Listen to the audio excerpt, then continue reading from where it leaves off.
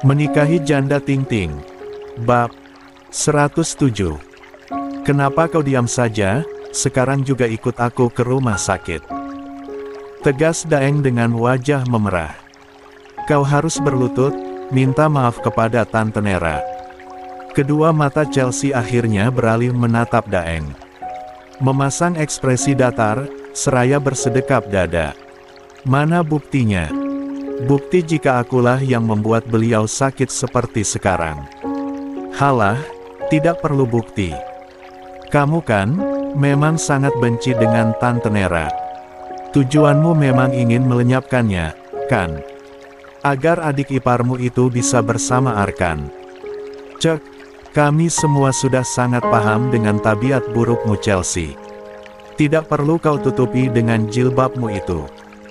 Aku tidak akan pernah meminta maaf untuk sesuatu yang tidak aku lakukan. Tapi, jika kalian punya bukti, jangankan berlutut, aku akan bersujud di kakinya dan menerima hukuman pidana. Kebohonganmu begitu meyakinkan, Chelsea. Kalau kau masuk penjara, aku akan menjadi orang pertama yang tertawa kencang. Chelsea kembali geming, menatap Daeng dengan ekspresi yang tak bisa diartikan. Ada kecewa, amarah, kesedihan yang tak bisa diungkapkan dengan kata-kata. Entah kenapa setiap kali Arman pergi ke luar kota atau ke luar negeri seperti sekarang, orang-orang seperti Daeng dan yang lainnya akan bermunculan untuk mencari-cari kesalahan demi bisa menghancurkan mental Chelsea. Untungnya sekarang Chelsea sudah lebih berani, bijak dan tidak lemah seperti dulu. Saat ditinggal Arman tugas, ia sampai harus keguguran karena tekanan batin. Sekarang seolah sudah terbiasa dengan kenyataan dan didewasakan oleh keadaan. Di balik pagar, kedua tangan Bu Nur bergetar saat mencoba untuk menghubungi seseorang sambil mendengarkan makian Daeng terhadap Chelsea di luar sana. Assalamualaikum, Arman. Ini ibu. Mendengar suara lirih ibu mertuanya, Arman langsung berdiri dan menepi dari balkon utama apartemen baru yang akan ditempati Rania selama menempuh pendidikan. Ada apa, Bu? Kamu bisa pulang, Nak? Insya Allah, bisa. Saya langsung keberangkat hari ini. Arman tak lagi bertanya, kenapa, ada apa dan bagaimana. Ia yakin ada masalah serius di Jakarta, sampai-sampai ibu mertuanya menelpon sambil terisak-isak. 14. Waktu menunjukkan jam 6 sore waktu setempat. Arman dan Rania baru saja tiba di apartemen setelah menempuh penerbangan yang cukup panjang. Ada apa, Bang? Tanya Rania saat melihat Arman kembali memakai jaketnya. Padahal tadi, kakaknya itu bilang ingin wudhu dan melaksanakan salat. Abang harus kembali ke Indonesia. Ada masalah apa? Aktivitas Arman terhenti sebentar. Menolehkan kepada sang adik yang terlihat khawatir dan panik saat mendengar penuturannya. Ada kasus baru di Jakarta, jadi abang harus pulang. Rusdi dan tim tidak bisa menghandle sendiri, ungkap Arman terpaksa berbohong, agar Rania tetap fokus pada tujuannya datang ke negara itu. Ah begitu, tapi apa mungkin ada tiket pesawat jam segini? Itu masalah gampang. Arman mengeluarkan beberapa kartu dari dompetnya dan langsung diserahkan kepada Rania. Ini kartu kredit untuk memenuhi kebutuhan kamu. Visa, paspor, kartu transportasi, dan yang ini alamat dan nomor telepon salah satu sapiseng papa, sepupu papa, yang tinggal di Washington. Dia yang akan menemani kamu ke universitas, besok. Paham? Iya bang, jangan khawatir. Saya bisa handle semuanya sendiri. Bagus. Kalau begitu aku berangkat sekarang. Arman menepuk-nepuk pundak Rania, sebelum akhirnya beranjak pergi sambil menyeret kopernya. Dari ambang pintu, Rania masih memandang kepergian kakaknya. Ia terlihat curiga dengan gelagat yang ditunjukkan, tapi tak ingin terlalu dipikirkan karena ia ingin fokus mempelajari berbagai hal yang harus dikuasai jika ingin bertahan di negeri asing itu.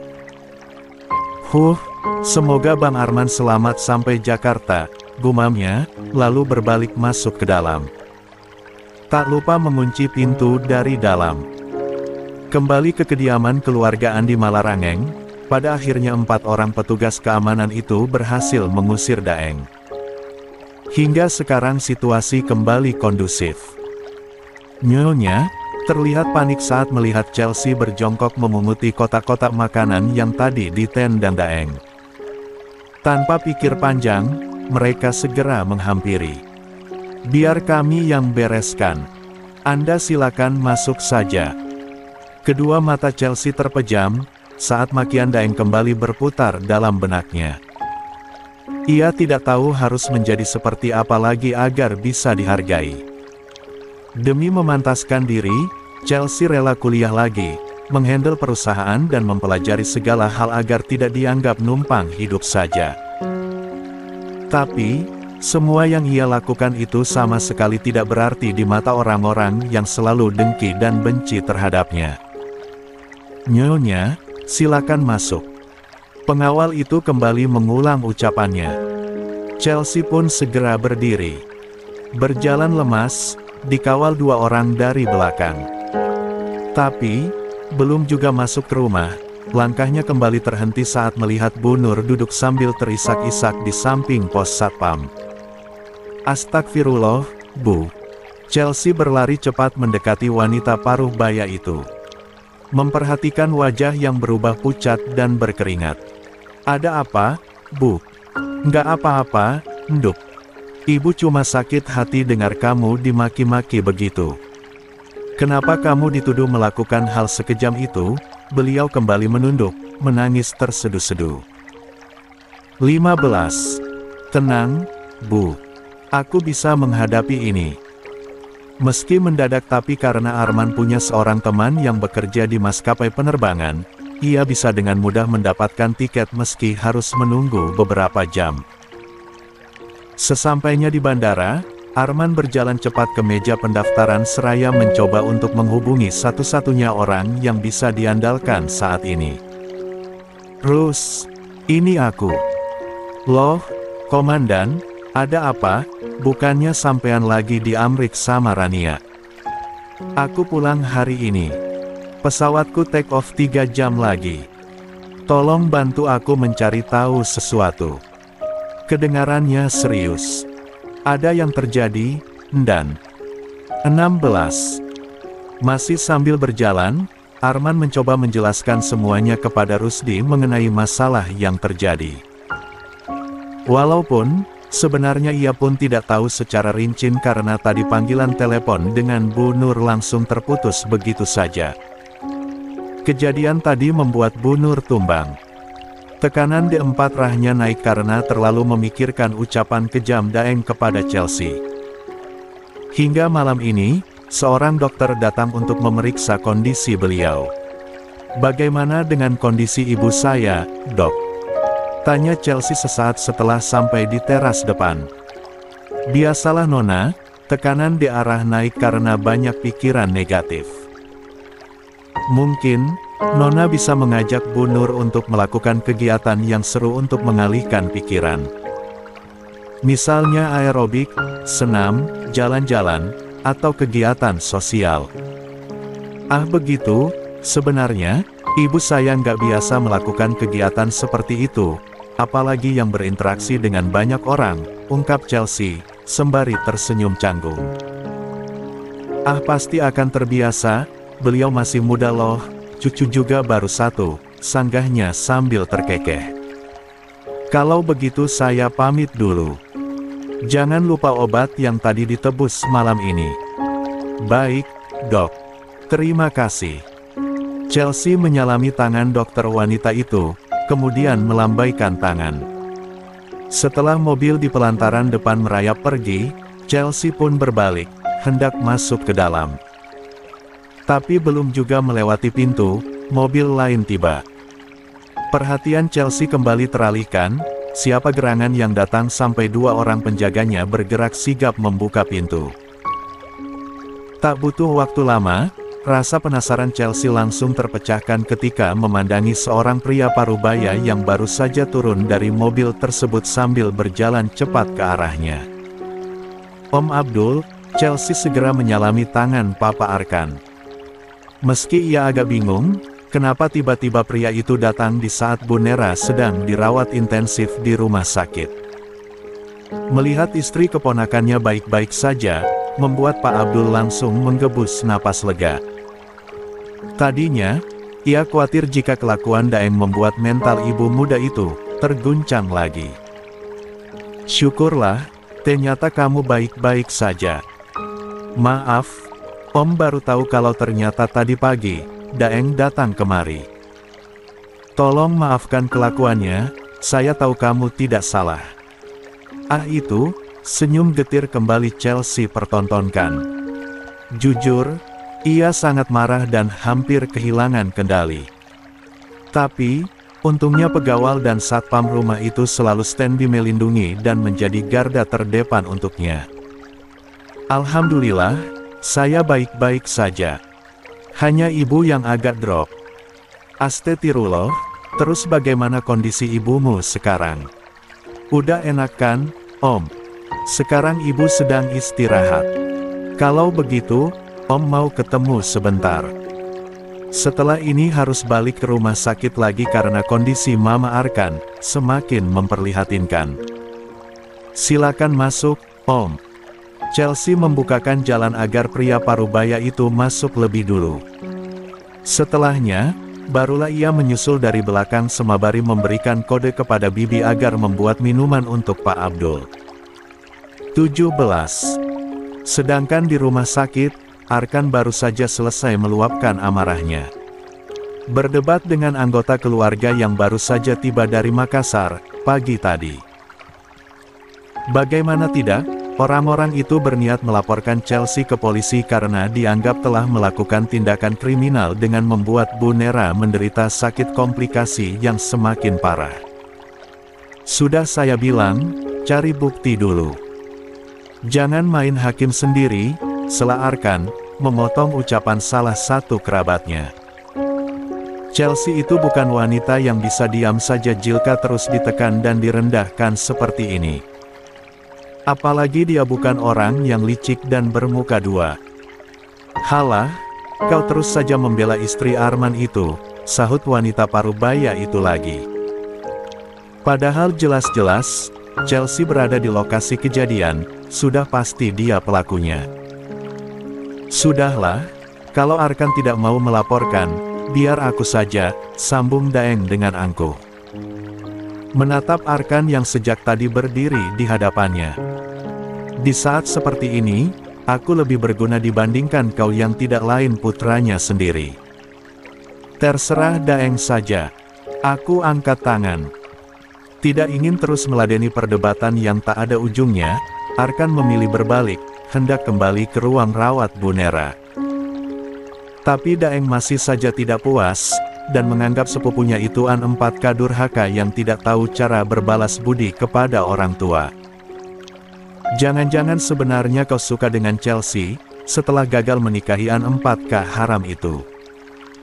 Belum juga beranjak, kesabaran Arkan kembali diuji. Kedua telinganya terasa panas, saat mendengar penuturan Daeng yang terus merendahkannya dan juga merendahkan kehormatan Chelsea yang selama ini selalu menjaga marwahnya sebagai seorang istri dan pendamping perwira. Kepalan tangan Arkan tercengkam erat di kedua sisi tubuhnya yang bergetar, hingga buku-buku jarinya memutih.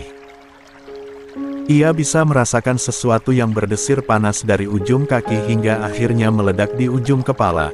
Detik berikutnya berbalik dengan cepat, melayangkan sebelah kakinya dan bak! Tendangan kaki kanan Arkan sukses menghantam perut Daeng, hingga jatuh terpental sejauh 2 meter ke belakang. Pria itu meringis sambil meringkuk di atas lantai koridor. Mulutmu lebih kotor daripada tikus gat, cibir Arkan sembari memandangi Daeng di depan sana. Jangan pernah merendahkan Chelsea dan Rania, karena mereka lebih terhormat dari kau, bangsat. Dasar brengsek, pekik Daeng.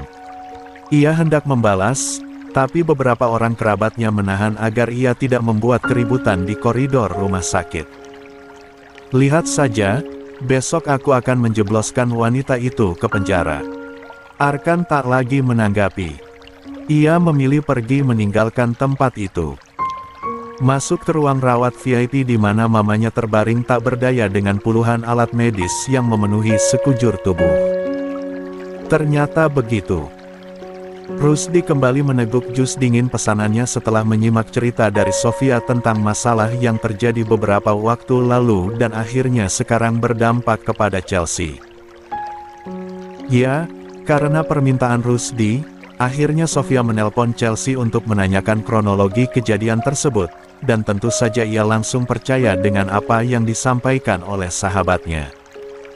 Ayolah, aku temani ke bandara sekarang. Ya wes, gaslah.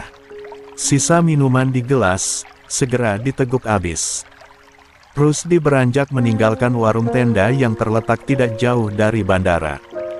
18. Disusul Sofia yang memilih dibonceng Rusdi dengan motor, dan meninggalkan mobilnya terparkir di bahu jalan. Hanya butuh sekitar 10 menit, akhirnya mereka sampai di tempat tujuan. Rusdi langsung berkoordinasi dengan petugas keamanan, agar diberi akses masuk ke ruang CCTV bandara. Tidak sulit baginya untuk mendapatkan izin, karena memang hal ini mempunyai bertujuan baik, hingga dipersulit. Hari apa kejadiannya, Pak? Katanya seorang petugas jaga di ruang CCTV, bandara. 3 hari lalu, jam 11 siang, sahut Sofia, sebelum Rusdi angkat bicara. Teman saya bilang, dia hampir diserang guguk liar di parkiran bandara. Tapi, si guguk ini tiba lari, menyerang wanita lain. Petugas itu mengangguk paham, lalu beralih menatap Rusdi yang berdiri di samping Sofia. Apa benar yang diungkapkan istri Anda ini, Pak? Heh, istri. Spontan Rusdi langsung menoleh menatap Sofia sambil mengerut keningnya. Kamu, istriku. Tah. Malah nanya. Ya bukanlah. Sofia menggedikan kedua sisi bahunya. Dia ini bukan suami saya, Pak. Hati-hati dong kalau ngomong. Maaf saya kira kalian pasangan. Habisnya kompak banget. Sambil terkekeh, ia kembali fokus pada layar monitor di depannya. Mencoba untuk mencari rekaman 3 hari yang lalu. Rusdi pun mencoba berkomunikasi dengan Arman melalui panggilan video call. Dan, sudah di mana? Aku sedang transit. 1 jam lagi berangkat ke Jakarta. Bagaimana? Apa sudah ada bukti? Ini lagi dicari. Rusdi mengarahkan layar ponselnya ke para petugas bandara yang sedang fokus mencari rekaman CCTV. Tuh ya kan, kami sedang proses penyidikan. Komandan transit di Tokyo, Jepang, iya. Lia, ini lagi di Tokyo. Jangan lupa bawain aku oleh-oleh cewek Jepang yo, yang seksi. Karep murus, Rus. Sofia berdecak ketika mendengar ucapan Rusdi kepada Komandan Arman. Ia sudah sangat terbiasa dengan tingkah nyeleneh Rusdi saat mengobrol dengan orang sekitar. Di waktu bersamaan, Chelsea baru saja mendapatkan telepon dari Rizal, salah satu an 4 buah suaminya di reskrim. Pria itu memberitahunya bahwa Daeng datang membuat laporan dan berniat menuntut Chelsea lewat jalur hukum. Sebenarnya Chelsea tidak suka membuat huru-hara, karena sekarang ia ingin menjadi ibu muda yang anggunli. Tapi, situasi sekelilingnya seolah tidak mendukung hal itu. Selesai menyusui Altaf, Chelsea langsung berangkat ke kantor polisi tanpa sepengetahuan Bu Nur. Percayalah, jika wanita parubaya itu tahu, pasti ia tidak akan membiarkan Chelsea pergi. Waktu menunjukkan jam 9 pagi, saat Chelsea melihat arloji di pergelangan tangannya. Sebelum turun, ia mencoba untuk menenangkan diri. Jangan terbawa emosi, tetap anggun dan bijak dalam menghadapi masalah yang ada. Nyonya, mau saya antar ke dalam?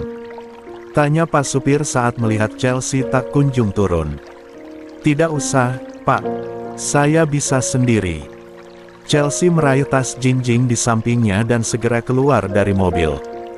19. Dua orang petugas kepolisian langsung menghadap Chelsea yang baru saja memasuki lobi depan. Salah satunya adalah Rizal. Selamat pagi, Bu Kasat. Daeng masih di sini? Tanya Chelsea tanpa basa-basi. Iya, dia sedang di ruang SPKT. Tadi saya dapat info dari staf jadi saya langsung menghubungi Anda untuk... Belum juga selesai ucapan Rizal, Chelsea sudah lebih dulu melanjutkan langkahnya menuju ruang pelayanan. Bu, apa yang akan Anda lakukan? Tanya Rizal yang terlihat panik dan terus mencoba mensejajarkan langkahnya dengan Chelsea. Saya hanya ingin menyapanya. Masih sambil melangkah, tangan Chelsea sempat-sempatnya terulur. Meraih sebungkus roti di meja depan, merobek bungkusnya dengan gigi, kemudian dilahapnya secara perlahan.